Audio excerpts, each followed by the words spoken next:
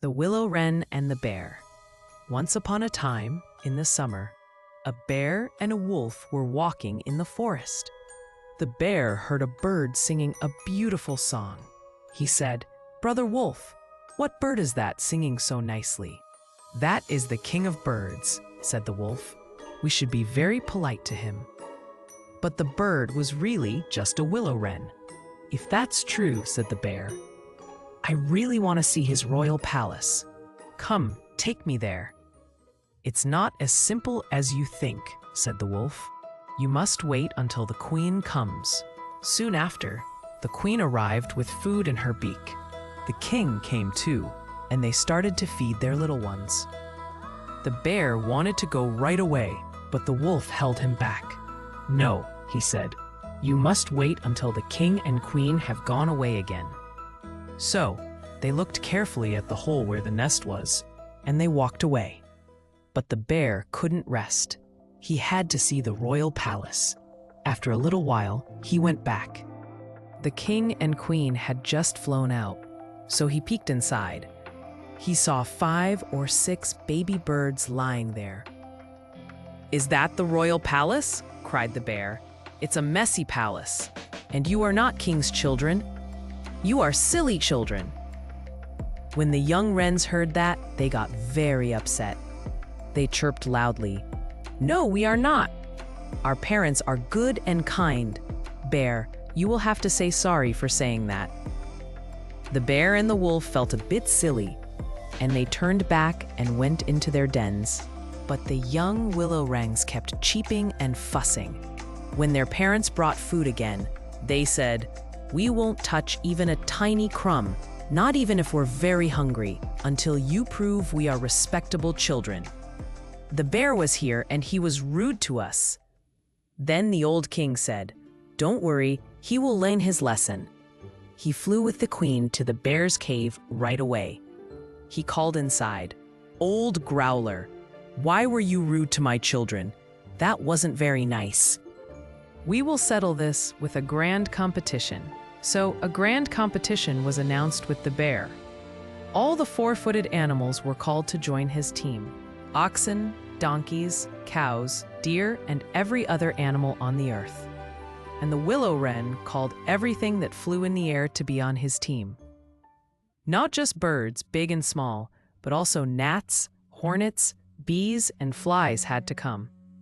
When it was time for the grand competition to start, the willow-wren sent out helpers. They had to find out who the other team's leader was. The gnat, who was very quick, flew into the forest where the other team was meeting. She hid under a leaf on the tree where they would decide their plan. The bear was standing there, and he called the fox to him. He said, "Fox, you are the cleverest of all animals. You will be the captain and lead our team." "Okay," said the fox, "but what signal will we use?" No one knew, so the fox said, "I have a big, long, bushy tail. It looks like a fluffy red plume. Stop. When I lift my tail up high, everything is going well, and you should cheer and show how good our team is. But if I let it hang down, stop and wait." When the gnat heard that, she flew back and told the willow-wren everything.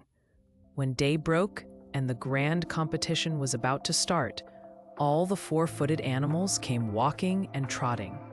They made so much excited noise that the ground rumbled. The willow-wren and his team came flying through the air, humming, whirring,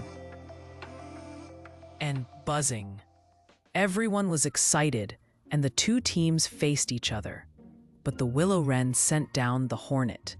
He told him to buzz right under the fox's tail and tickle him.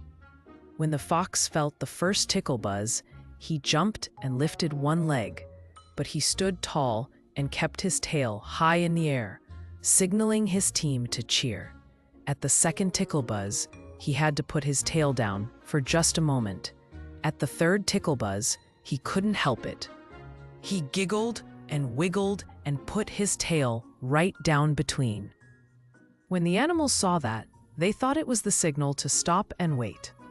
They got confused and stopped cheering and showing off. They started to wander away, each one back to his comfy spot, thinking the competition was paused, and the birds had won the grand competition. Then the king and queen flew home to their children. They cried, "Children, be happy, eat and drink all you want. We have won the grand competition." But the young wrens said, "We won't eat yet. The bear must come to the nest and apologize. He has to say that we are honorable children before we eat."